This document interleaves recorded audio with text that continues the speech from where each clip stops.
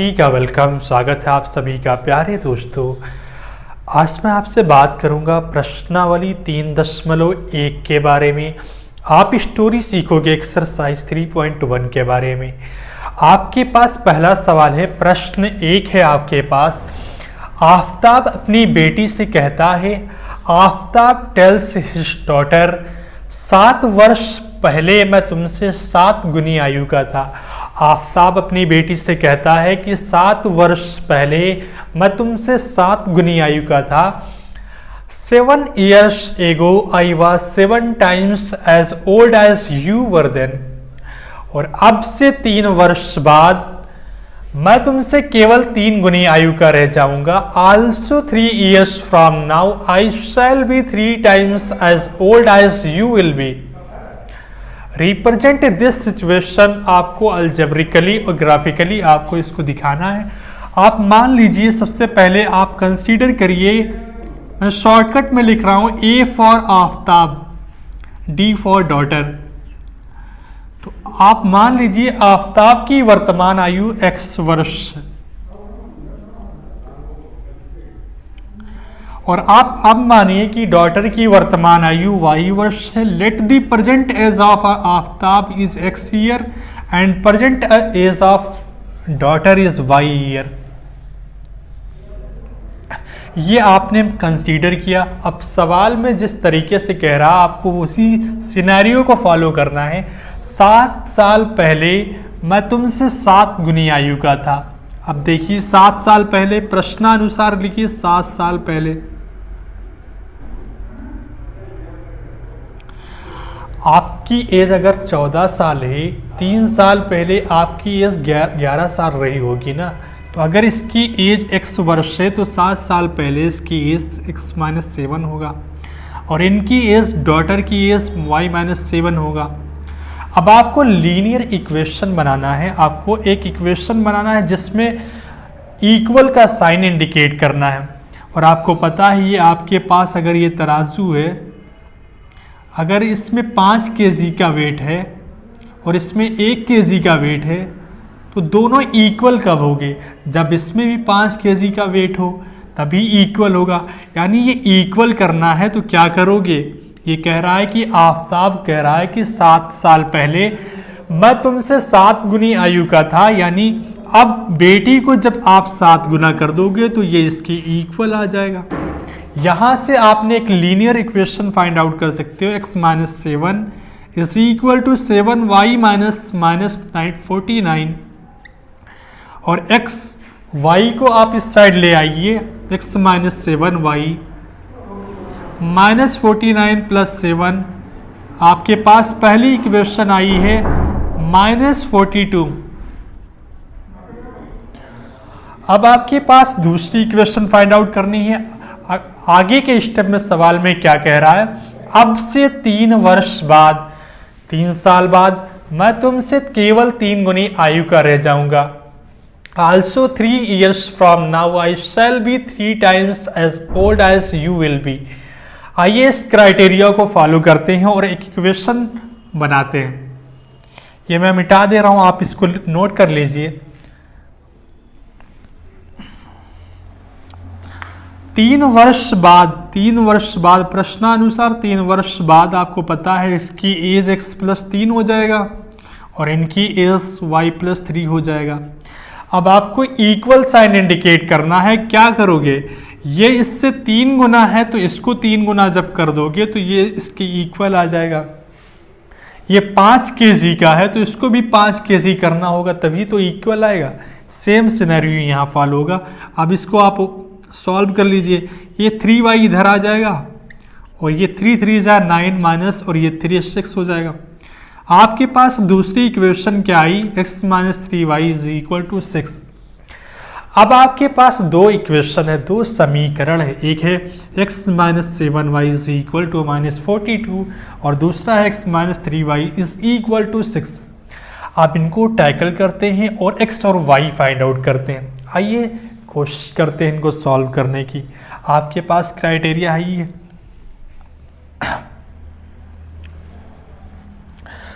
अब आप क्या करोगे, x की वैल्यू पहली इक्वेशन में 0 पुट कर दो। x की वैल्यू जब आप 0 रखोगे तो 0 minus 7y is equal to -42 होगा।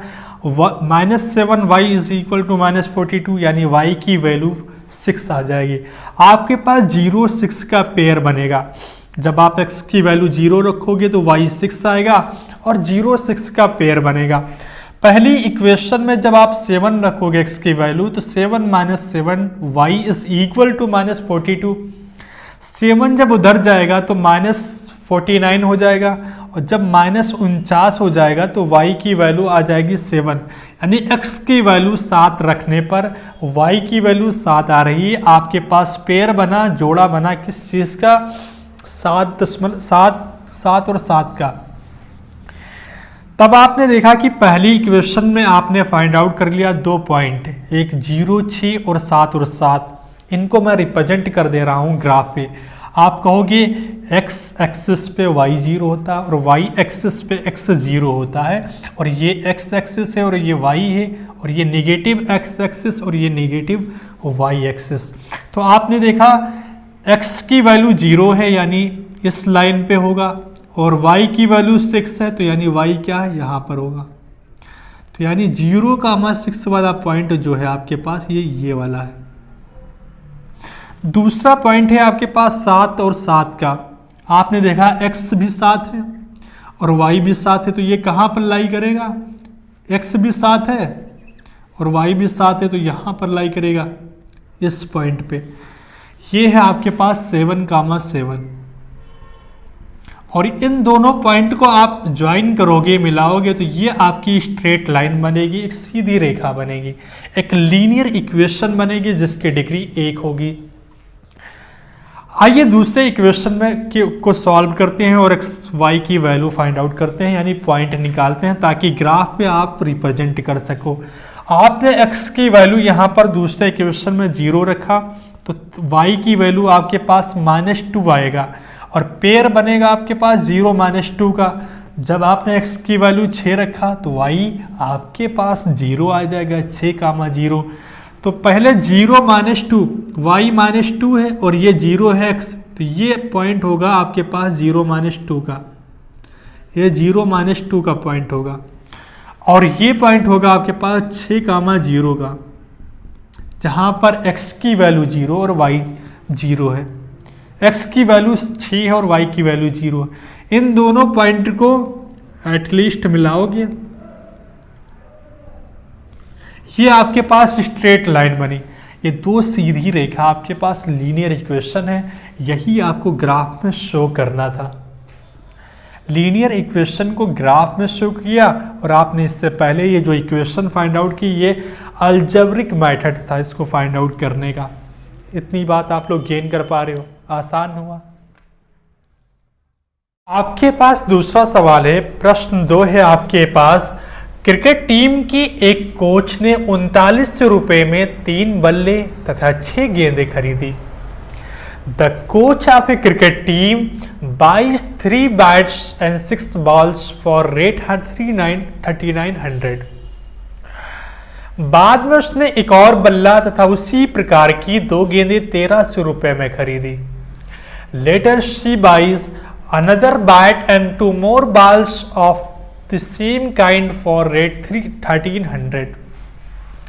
रिप्रेजेंट दिस सिचुएशन आपको ग्राफिकली और अल्जेब्रिकली आपको रिप्रेजेंट करना है, यानी बीजगणितीय और ज्यामितीय यानी ज्योमेट्रिकल सेंस आपको शो करना है। आप मान लीजिए पहले सवाल की तरीके से आप मानिए कि मान लो बल्ले की कीमत आपके पास x रुपए है, आपके पास एक बल्ले की कीमत x रुपये और एक गेंद की कीमत y रुपये। Let the cost of bat is x and cost of ball is y रुपये। ये आपने कंसीडर किया। आइए फिर सवाल, प्रश्नानुसार सवाल क्या कह रहा है उसी के सिनेरियो को फॉलो करते हुए 2 इक्वेशन आपको बनाना है लीनियर। पहला क्या है, क्रिकेट टीम के एक कोच ने 3900 रुपए में 3 बल्ले तथा 6 गेंदें खरीदी। एक बल्ले की कीमत आपके पास x रुपये, तो 3 बल्ले की कीमत आपके पास 3x रुपये हो जाएगा। एक बल्ले की कीमत आपके पास x रुपए है तो 3 बल्ले की कीमत 3x हो जाएगा। और 6 गेंदें खरीदी और आपको पता है एक गेंद की कीमत आपने y रुपए माना तो 6 गेंद की कीमत 6y रुपए। और इन दोनों का योग क्या है, किसके इक्वल है, 3900 रुपए के इक्वल है। ये आपके पास पहली इक्वेशन आ गई जिसको मैंने यहां पर रिप्रेजेंट कर दिया। बात गेन कर पा रही हो। अब दूसरी इक्वेशन फाइंड आउट करते हैं। आप सिनेरियो को फॉलो करते जाओ। प्रश्नानुसार क्या है, बाद में उसने एक और बल्ला तथा उसी प्रकार की 2 गेंदें 1300 रुपए में खरीदी। Later she buys another bat and 2 more balls of the same kind for 1300। क्या किया उसने, उसी प्रकार की 2 गेंदें, एक बल्ला, बल्ले की कीमत x, उसी प्रकार के 2 गेंदे यानी 2y इज इक्वल टू 1300। ये आपके पास दूसरी इक्वेशन को मैंने रिप्रेजेंट किया। आइए, ये था अलजेब्रिकल रिप्रेजेंटेशन आपके पास। आप शो करोगी ग्राफिकल रिप्रेजेंटेशन। आइए शो करते हैं। आसान हुआ? हाँ, बिल्कुल आसान हो गया। ठीक है, अब पहली इक्वेशन की बात कर रहा हूं। जब आप एक y की वैल्यू यहां पर 600 रखोगे, वैल्यू आप कुछ भी कंसीडर कर सकते हैं, लेकिन आपको ऐसी वैल्यू कंसीडर करनी है जिससे इस सिनेरियो को फॉलो हो जाए, ज़्यादा रेंज में ना जाए। अगर हो सकता है आपके पास 2000, 3000, 4000 की वैल्यू आई तो बहुत बड़ा ग्राफ बन जाएगा। इसलिए वैल्यू ऐसी आपको देखना है जो आपकी ग्राफ को छोटा कर दे। आपने y की वैल्यू 600 फाइंड आउट की और y की वैल्यू जब आपने 600 रखा तो आपके पास 3x is equal to 3900 minus 3600 यानी 300। 3900 माइनस 3600 ये आपके पास हुआ। और ये आपने देखा y की वैल्यू जब आपके पास 100 है, y की वैल्यू जब आपके पास 600 है तो x की वैल्यू क्या आई आपके पास 100 रुपये। इतनी बात समझ आ रही? ये आप अपने ओरली माइंड में कैलकुलेट कर सकते हो। ये एग्जाम में शो करने की ज़रूरत नहीं है। आसान हुआ? आप सोचोगे कि इसे कैलकुलेट करना पड़ेगा, आप ओरली कर सकते हो एग्जाम में। ठीक है, आप y की वैल्यू, अगर आप पहले इक्वेशन में y की वैल्यू 500 रखते हो तो आपके पास 6 पंचे 3000 हो जाएगा। और 3900 में से 3000 आप माइनस करोगे, कितना आएगा, 900 आएगा। और 900 का 3 से डिवाइड करोगे, कितना आएगा, 300 आएगा। यानी ओरली आप इसको कैलकुलेट कर सकते हो। यानी आपके पास 2 पेयर हुआ, 100 और 600 का, 300 और 500 का। आइए रिप्रेजेंट करते हैं। 100 कहाँ है आपके पास, 100 x है यानी ये है, और y क्या है, 600 है, ये y है। तो इसके ऊपर ये पॉइंट होगा आपके पास 100 और 600 का। आसान हुआ? हाँ। दूसरा पॉइंट रिप्रेजेंट करते हैं 300 और 500। ये 300 का है और आपके पास ये 500 का है, यानी यहाँ पर आएगा।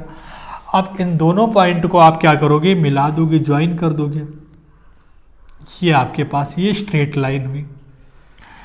ये आपने देखा ये स्ट्रेट लाइन है कि यहाँ पर लिख देना है, आपको रिप्रेजेंट करना है। पहले सवाल में भी ऐसे ही करना है। क्या, 3x + 4y। पता तो रही कि ये कौन सी लाइन है। 3x + 6y is equal to 3900। अब क्या करोगे, दूसरी इक्वेशन यानी x + 2y is equal to 1300 आपको फाइंड आउट करना है। x और y की वैल्यू कैसे फाइंड आउट करोगे, x की वैल्यू जब आप यहाँ पर 100 रखोगे तो y की वैल्यू आएगी यहाँ पर 1200 यानी 600। ओरली आप ऐसे कैलकुलेट करो। x की वैल्यू जब 700 रखोगे तो ये आएगा 600, x इधर आएगा तो 600 आएगा और y की वैल्यू आएगी 300। आपके पास 2 पेयर बना 700 और 300 का। आइए ग्राफ पे रिप्रेजेंट करते हैं। आपके पास 100 और 600, ये तो वही पॉइंट हुआ जो आपने पहले, यानी इन दोनों इक्वेशन का पहला पॉइंट सेम है। दूसरा पॉइंट ड्रॉ करते हैं। ये आपके पास x की वैल्यू 700 है, x की वैल्यू 700 है और y की वैल्यू आपके पास कितना है, 300। आपने देखा ये y है और ये आपके पास 700 है, तो ये आपके पास यहाँ पर आएगा, ये 300, ये 700। तो आप अगर इसे मिलाओगे पहले पॉइंट और इस पॉइंट को, तो इस पे कोलैप्स कर जाएगा, ओवरलैपिंग कर जाएगा, यानी एक दूसरे के ऊपर आ जाएगा। इतनी बात आप लोग गेन कर पा रहे हो। तो यानी ये आपके पास एक स्ट्रेट लाइन हुई, ओवरलैपिंग हुई, और यहीं से आपने इसको नाम दे दिया, इस इक्वेशन को आपने क्या नाम दिया, x + 2y = 1300। ये आपके पास दो इक्वेशन हुई और इन्हीं में से आपको x और y फाइंड आउट करना है। आपने रिप्रेजेंट किया आसानी से, आसान हुआ। आपके पास तीसरा सवाल है। तीसरे सवाल में क्या कहा गया है, 2 किलो सेब और 1 किलो अंगूर की कीमत किसी दिन 160 रुपये था। The cost of 2 kg of apples and 1 kg of grapes is 160 rupees. एक महीने बाद 4 किलो सेब और 2 किलो अंगूर की कीमत 300 हो जाता है। Let after a month the cost of 4 kg of apples and 2 kg of grapes is 300।